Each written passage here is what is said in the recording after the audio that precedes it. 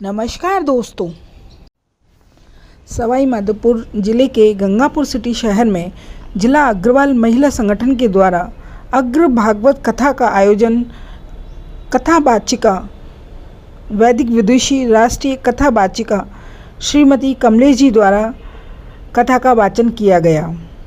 कमलेश जी द्वारा बताया गया कि भागवत कथा से आगे अग्र भागवत कथा का प्रारंभ होता है, जिसके अंतर्गत अग्रसेन महाराज जी के जन्म और उनके शौर्य से संबंधित दृष्टांत का उल्लेख किया गया, जो कि अग्रवाल समाज के कुल प्रवर्तक महाराजा अग्रसेन के प्रमाणिक इतिहास का प्रमुख ग्रंथ है। अग्रसेन महाराज 1 रुपया 1 ईंट के माध्यम से प्रजा में समानता, एकता और भाईचारे का संदेश दिया। जल को छूते हैं, तुरंत उस जल में से एक यक्ष महाराज प्रकट होते हैं और पूछते हैं कि कौन, कि ऐसे ऐसे मैं हूँ।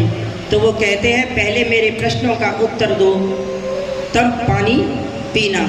वो मानते नहीं हैं, उनकी बात को सुनते नहीं हैं। उन्हें बहुत तेज प्यास लगी हुई थी और वो क्या करते हैं, पानी पी लेते हैं और वहीं पर वो उनकी मृत्यु हो जाती है।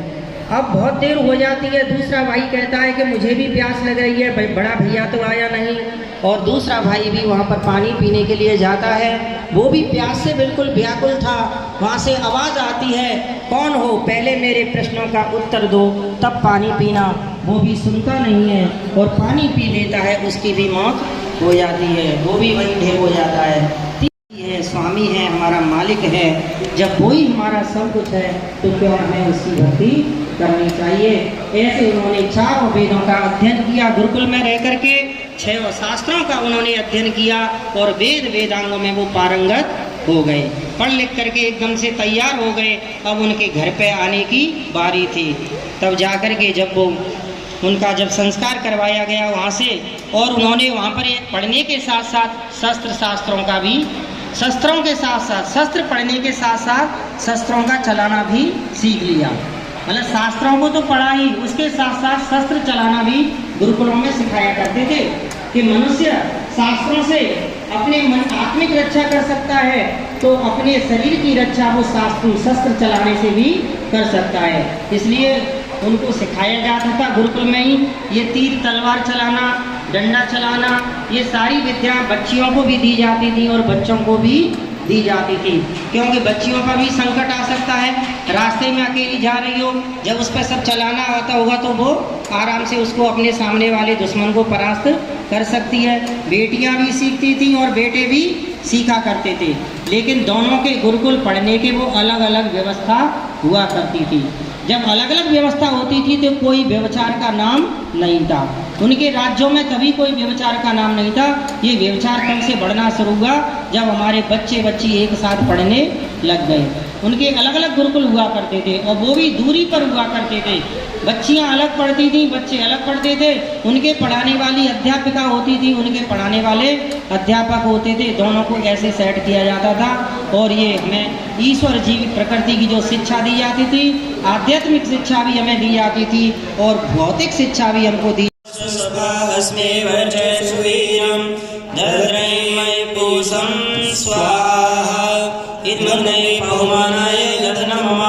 ओम भूर्भुवः स्वः प्रजापतेन तदेतानयो विश्वधातानि परिता बभूव यत्कामास्ते जोमस्तनो अस्तु वयं श्यामपतयोरय्यां स्वाहा। इदं प्रजापतये नमः। ओम तन्नो अग्ने वरुणस्य विद्वान् देवस्य अवयासि शिष्टाः यजिष्ठो वह्नितमासो सुचानो विश्वाद्वेषां शुक्लमुग्धस्मात् स्वाहा। इदमग्निवर्णाभ्याम् इदं नमः। ओम सत्वन्नो अग्ने वमुभवोति नेदिष्टो अस्या वससो विष्टौ अवयच्छनो वरुणं रराणो वीर्यमेढीकं स्वभो नैधि स्वाहा। इदमग्निवर्णाभ्याम् इदं नमः। विष्णु विश्वे मुञ्चन्तु मरुतः स्वर्गाः स्वाहा। इदं वरुणाय सवित्रे विष्णवे विष्णुभ्यो देवेभ्यो मर्तेभ्यो सर्केभ्यो इदं नमः। ओम मयाश्चाग्नेयस्य विषच्पाश्च सत्त्वमित्तमयासि अयानो यज्ञं वहास्य यानो देवेशजं स्वाहा इदमग्नये दन्नमम ओम रुत्तमं वरुणपाशमस्मदवादमं विमध्यमं श्रद्धाय अथा वयमादित्यव्रतीतवानावसु अदितैष्यामः स्वाहा इदं वरुणादित्यादितै च दन्नमम ओम भवतन्ना समनसौ सचेतसावरेपसौ मा यज्ञं हिं शिष्टं मा यज्ञपतिं जातवेदसौ शिवौ भवतमद्यनः स्वाहा इदं जातवेदोभ्याम् इदं नमः। अब 3 बार सभी सर्वमयी पूर्ण करेंगे। ओम सर्वमयी पूर्णं स्वाहा ओम सर्वमयी पूर्णं स्वाहा ओम सर्वमयी पूर्णं स्वाहा। बलवेष्ट देवी यज्ञ के लिए कुछ लाए हो तो आहुतियाँ दे सकते हैं। पुरुष जो घी छोड़ रहे थे, पुरुष घी को छोड़ेंगे और जो माताएं हैं वो अपने भात से छोड़ेंगे, सामग्री से नहीं छोड़ेंगे इसमें। हाँ, सामग्री की आहुतियाँ तो पूर्ण हुई, अब उससे करेंगे जो भी आप मिष्ठान लेके आए हैं, लेकर के आए हैं, भात लेकर के आए हैं।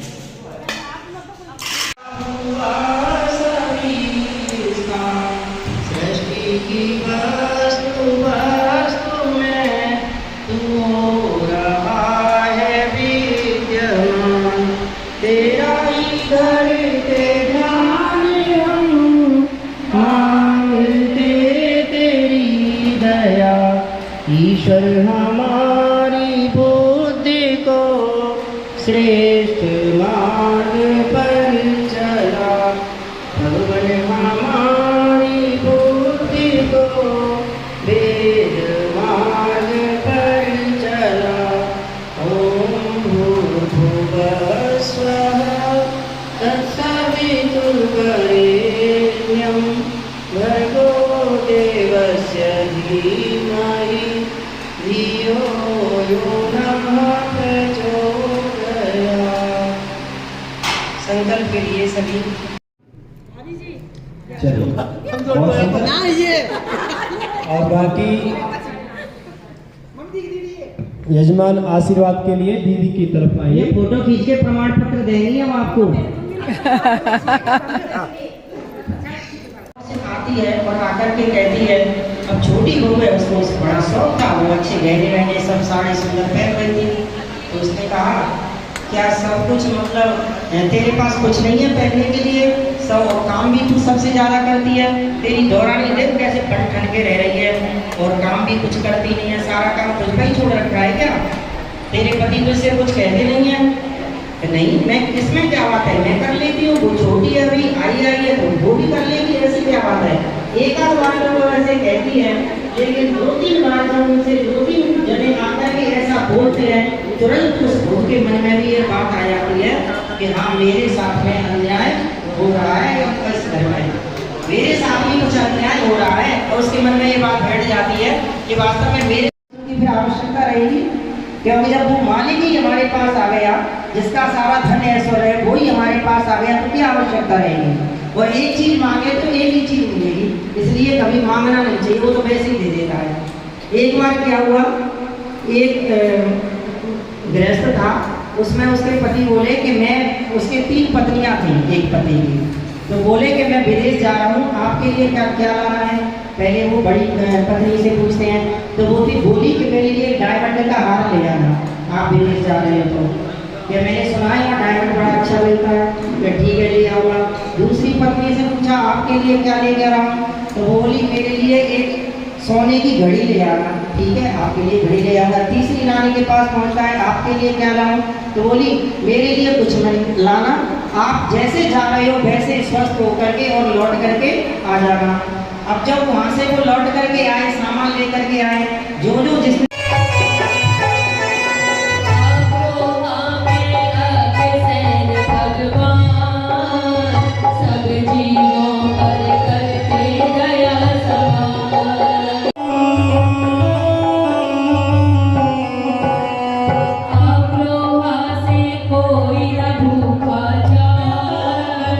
राजा रंग समा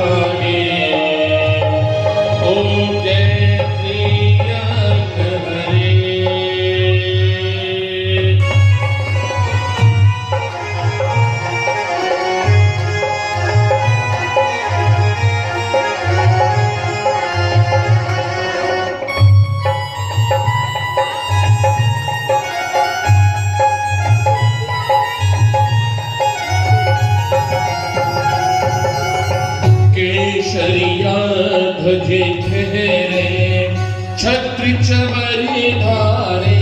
स्वामी छत्र चमर धारे, छाज न फिरी नौबत, छाज न फिरी नौबत, बाजे तब द्वारे।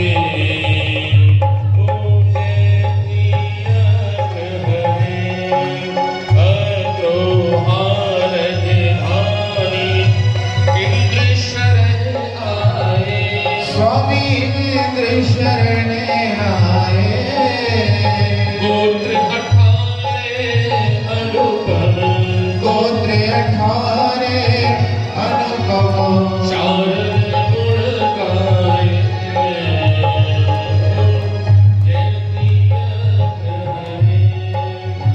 सत्य अहिंसा पालक, न्याय नीति समता। स्वामी न्याय नीति समता, ईट रुपए की रीति, ईट रुपए की रीति, प्रकट करे प्रताप, जैसी अग्रहरे। ब्रह्मा विष्णु शंकर बरसिक नीतिया, बरसिक नीतिया। कुल देवी महामाया, कुल देवी महामाया, वैश्य करम कीना, जैसी अग्रहरे। अग्र से की आरती, जो कोई नर गावे। स्वामी प्रेम सहित गावे, कहत त्रिलोक विनय से, कहत बिलोक विनय से, सुख संपत्ति पावे। जैसी अग्रहरे, जैसी अग्रहरे, स्वामी जैसी अग्रहरे। कोटि कोटि नतमस्तक, कोटि कोटि नतमस्तक, सादर नमन करे। ओम जैसी अग्रहरे। ओम देव शांति, अंतर ओम शांति, पृथ्वी शांति, रागा शांति, उदय शांति, वनस्पति शांति, श्वेदेव। तो अंदर ही अंदर वो बात इतनी बढ़ती चली जाएगी कि दूसरे दिन ऐसी नौबत आ जाएगी, ऐसी लगेगी मैं तो इसकी शक्ल भी देखना नहीं चाहती, ऐसी नौबत हो जाती है। तो इसलिए मेरा कहना यह है, कभी भी आपस में, क्योंकि 4 वर्कर होते हैं वहाँ खटकते ही हैं, लेकिन अनबोला नहीं करना चाहिए, कभी भी बोल जाना चाहिए। बोलने में हमारा क्या लग रहा है, कुछ तीसरा है क्या? अगर बोल जाओगे उसी समय बात खत्म हो जाएगी। अगर तुम जितनी देर में बोलोगी ना, उतनी बात तुम्हारी बढ़ती चली जाएगी, उतनी अंदर से क्रोधाग्नि आपकी बढ़ती रहेगी, कभी शांत नहीं होगी। इसलिए बोल जाया करो, क्योंकि तुलसीदास जी ने भी लिखा है, तुलसी मीठे वचन सो, सुख उपजत चौर, वशीकरण एक मंत्र है, तजय वचन कठोर। बस यही मंत्र है। एक बार क्या हुआ, सास बहू थी, जब वो नई बहू आई थी तो अपनी सासू माँ से उसकी बिल्कुल नहीं पड़ती थी। अब जैसे ये मायके से लड़कियाँ आती हैं, उनका अलग वहाँ पर व्यवहार होता है, यहाँ पर अलग माहौल वो देखती है, बिल्कुल नहीं पड़ती थी। तो बुरोया कहती कि मैं तो बिल्कुल नहीं रह सकती ऐसी सासू के संग। अपने मायके चली जाती है, अपने पिताजी से जाकर कहती है, पिताजी तुम कोई इलाज करो, या तो मेरी सासू माँ को ठीक करो, नहीं तो मैं तो वहाँ जाने वाली नहीं हूँ और मेरी तो उनसे बिल्कुल भी नहीं पड़ती है। तो कहा ठीक है बेटा। अब पिताजी इसके समझदार थे, एक वैद्य के पास ले गए। वैद्य जी से बोले, ये मेरी बच्ची है, इसकी सासू माँ से इसकी से पड़ती नहीं है, इसे कोई ऐसी दवाई दे दो जिससे धीरे धीरे इसकी सास स्वर्गलोक हो जाए, स्वर्गलोकवासी हो जाए। वैसे भी आज भी कौन चाहता है सासू माँ को? सब ये कहते हैं कि मैं या तो मेरी सास भली चंगी हो या फिर उसकी फोटो टंगी हो, उस घर में मैं शादी करूँगी। आजकल ऐसे भी कहती हैं लड़कियाँ, पता नहीं क्या हो गया, सासू माँ को कोई नहीं चाहता। ऐसे ही वो कहने लगी तो वो बड़े समझदार थे, वैद्य जी के पास ले गए। वैद्य जी से बोले आपको ये ऐसी दवाई दे दो। वैद्य जी ने वो दवाई दे दी।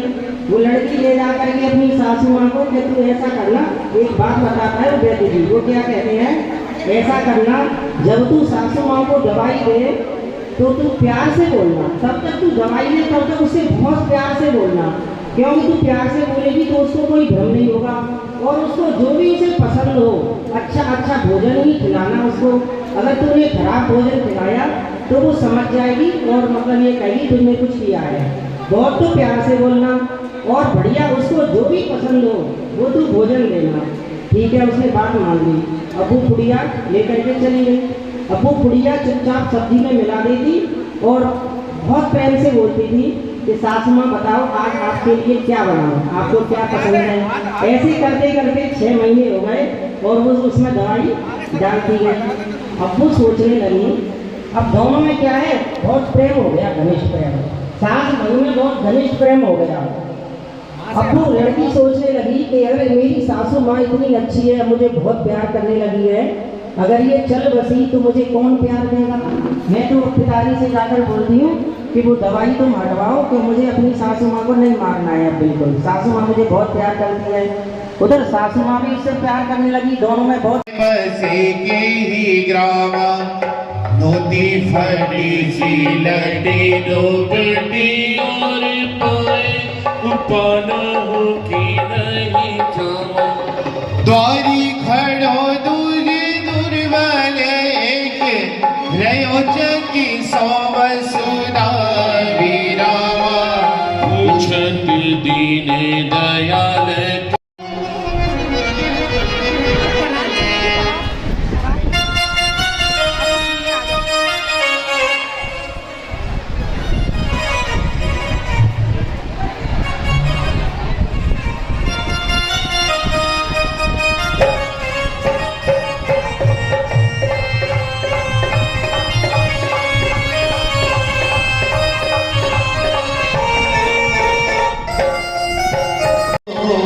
के दर पे सुदा बनाए भोजन रुक्मण महारानी ने, योगेश्वर जिमावन लाग्या मित्र महाजानी।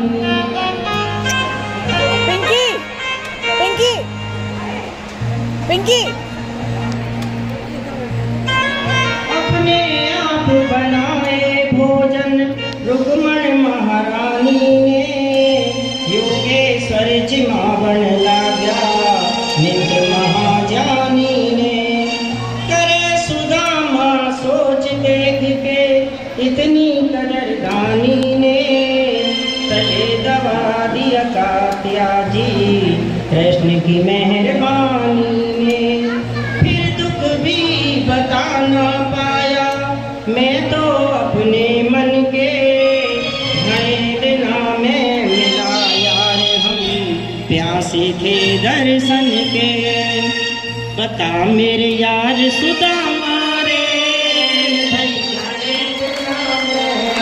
बता मेरे यार सुदामा रे भाई घने दिना में आया। बता मेरे यार सुदामा रे भाई घने दिना में आया। हो बालक धर जब आया करता, बालक धर जब आया करता, रोज खेल के जाया करता, रोज खेल के जाया करता। हुई तकरार सुदामा रे भाई घने दिना में आया।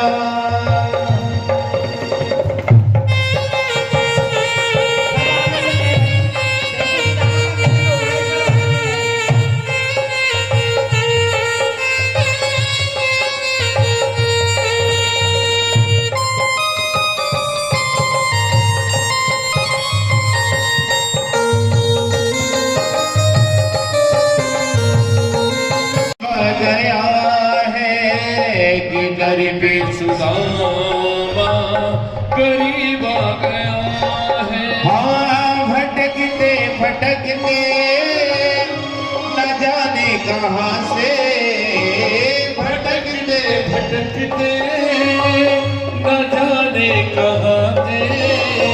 तुम्हारे महल के करीब आ गया है, तुम्हारे महल के करीब आ गया है।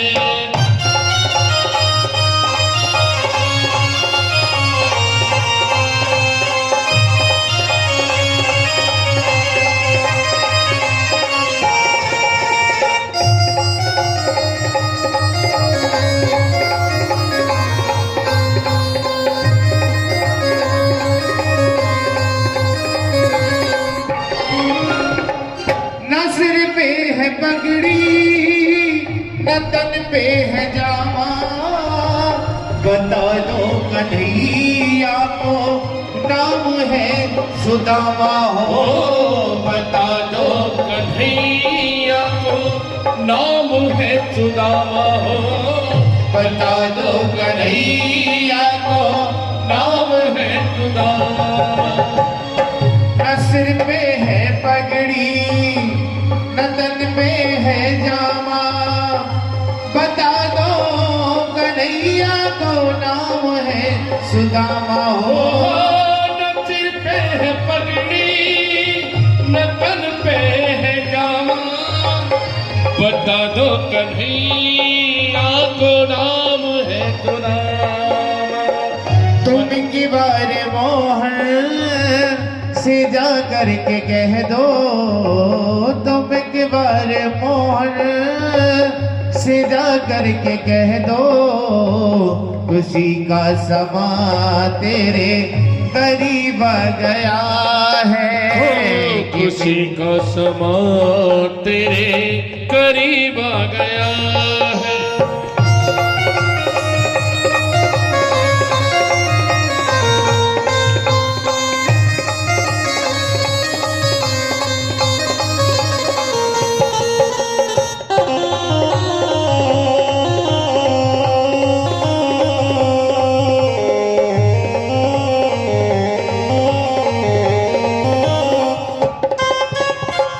सुनते ही दौड़े द्वारकाधीश की जय हो। द्वार पर एक दुर्बल सा ब्राह्मण आया है और वो खड़ा है, उसके शीश पर पगड़ी नहीं है। अभी रुको रुको, मैं बताती हूँ, बोल रही हूँ। तन पर झगावी नहीं है, वस्त्र नहीं है, पैर में जूते चप्पल भी नहीं है, रक्त रंजित है। अच्छा, ऐसा कौन आया है? अपना नाम सुदामा बताता है। सिंहासन छोड़ करके, अब जाओ, सिंहासन छोड़ करके द्वारकाधीश नंगे पैर दौड़ पड़े थे और द्वार पर आकर के अपने मित्र को गले लगा लिया। रो रो कर कहने लगे, यार सुदामा, तुम इतने दिन से कहाँ थे? तुम्हें मेरी याद नहीं आई? आई इतने दिन खोए, इतने दिन से तुम कहाँ खोए रहे? पौड़ी भरी सुदामा की आ यार मेरे बचपन के, घने दिना में मिला यार हम प्यासे थे दर्शन के। श्री कृष्ण महाराज जी आ गए सुन के तेर भगत की, फौरन घर बारा में ले गया करके मेरे भगत की। सिंहासन पर बिठा दिया करी इज्जत ढेर भगत की। पंखा लेके हवा करेगा हुक्म फेरे